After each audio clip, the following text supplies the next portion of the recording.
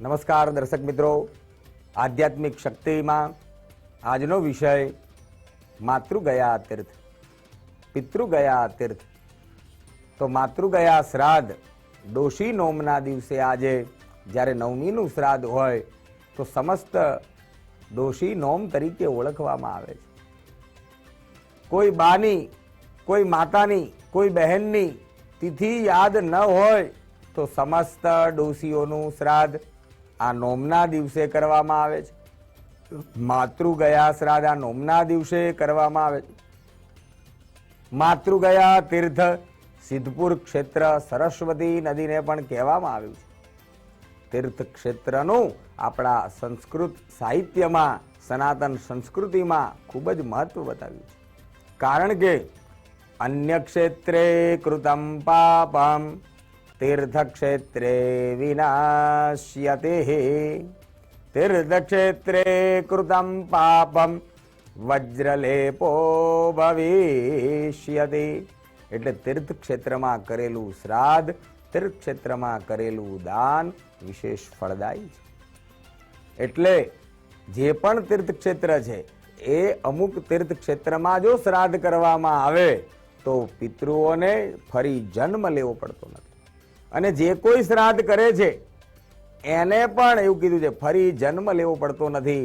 84 લાખ ફેરા જન્મ અને મરણમાંથી તે નિવૃત્ત થઈ જાય છે. પુનરપી જન્મ અને પુનરપી મરણ, એના આવાગમનના ફેરા જો ટાળવા હોય તો અયોધ્યા, મથુરા, માયા, કાશી, કાંચી, અવંતિકા, પુરી, દ્વારિકાવતી ચૈવ સપ્તે મોક્ષદાયિકા. 7 મોક્ષપુરી નગરીઓ બતાવવામાં આવી છે જેને તીર્થભૂમિ કહેવામાં આવે છે. એમાં અયોધ્યા, મથુરા, માયા, કાશી નગરી એવું કહેવામાં આવે છે. કાશીનું મરણ સૌથી શ્રેષ્ઠ માનવામાં આવેલું છે. તે પણ શ્રાદ્ધ ભૂમિ છે. ત્યાં પણ જો શ્રાદ્ધ કરવામાં આવે તો વિશેષ પ્રકારે આશીર્વાદ પ્રાપ્ત થાય છે. અવંતી નગરી જેને ઉજ્જૈન કહેવામાં આવે છે, મહાકાલની નગરી છે. મર્યાદા પુરુષોત્તમની નગરી, ભગવાન રામચંદ્રજીની નગરી. સંસારીઓએ અયોધ્યામાં દર્શન કર્યું હોય, સીતારામના દર્શન કર્યા હોય, સરયુ સ્નાન કર્યું હોય તો એને ફરી જન્મ લેવો પડતો નથી. પરમ વૈષ્ણવ હોય, યાદવ હોય, યદુવંશી હોય, જો મથુરા નગરીની અંદર ભગવાન શ્રી કૃષ્ણ પરમાત્માના જન્મભૂમિના દર્શન કરે તો એને ફરી જન્મ લેવો પડતો નથી. રામ જન્મ અને કૃષ્ણ જન્મભૂમિના દર્શન કરવાથી સમસ્ત પિતૃઓ ગયા શ્રાદ્ધનું ફળ મળે છે. અને ગંડક નદી એવું કહેવામાં આવે છે ત્યાં પણ ગયા શ્રાદ્ધ થાય છે. આપણું માતૃગયા સિદ્ધપુરની અંદર સરસ્વતી નદી બિંદુ સરોવરના આંગણે કરવામાં આવે છે. કારણ કે સનાતન સંસ્કૃતિમાં સરોવર કિનારે પણ શ્રાદ્ધ કરવાનું બતાવ્યું છે.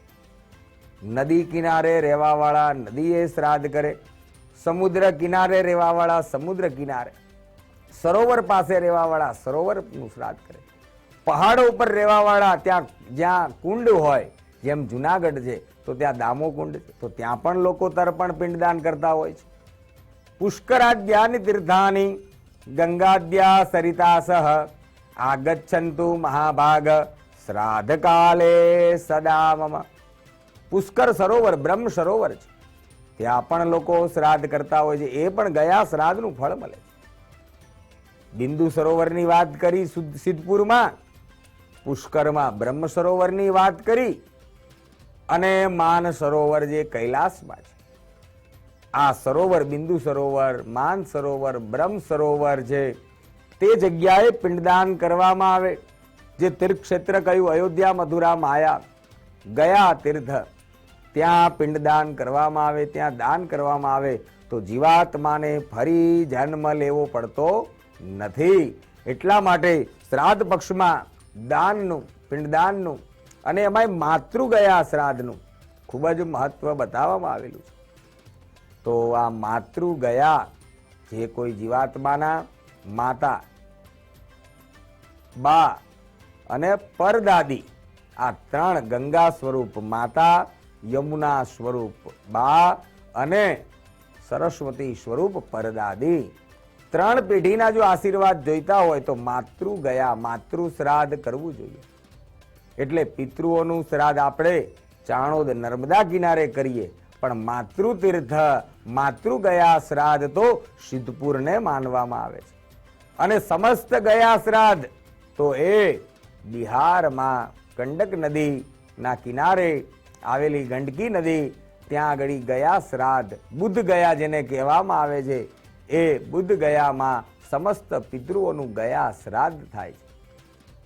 અને ગરુડ પુરાણમાં કહેલું છે કે ગયા શ્રાદ્ધ કર્યા પછી કોઈ શ્રાદ્ધ બાકી રહેતું નથી.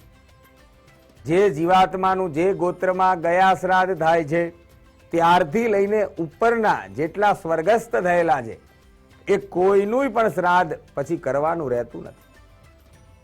જ્યારે ગયા શ્રાદ્ધ કર્યું હોય ત્યારથી લઈને પછી જન્મેલા બાળકો હોય એનું તમામ શ્રાદ્ધ ક્રિયાઓ કરવી જોઈએ. પણ ગયા શ્રાદ્ધ એક વખત કર્યા પછી એ જીવાત્માને મોક્ષ મળી જાય છે.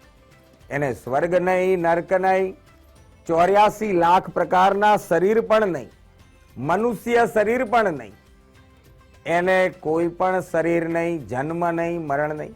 વૃક્ષનો પણ જન્મ થાય છે, પશુઓનો પણ જન્મ થાય છે, પક્ષીઓનો પણ જન્મ થાય છે, સૂક્ષ્મ જીવાણુઓનો પણ જન્મ થાય છે. કારણ કે બધા જ જીવ જંતુઓ 84 લાખ યોનિમાં આવે છે. પણ જે કોઈ પણ શ્રદ્ધાથી ગયા શ્રાદ્ધ કરે, માતૃ ગયા શ્રાદ્ધ, પિતૃ ગયા બુદ્ધ ગયા, માતૃ ગયા સિદ્ધપુર અને પિતૃ ગયા બુદ્ધ ગયા ગંડક નદી. માતૃ ગયા શ્રાદ્ધ કરવામાં આવે તો એવું કીધું છે, માતા, પ્રમાતા અને વૃદ્ધ માતા સમસ્ત માતૃપક્ષ એને આશીર્વાદ પ્રદાન કરે છે. અને પિતૃ ગયા શ્રાદ્ધ કરવામાં આવે તો સમસ્ત પિતૃગણ તેને આશીર્વાદ પ્રદાન કરે છે.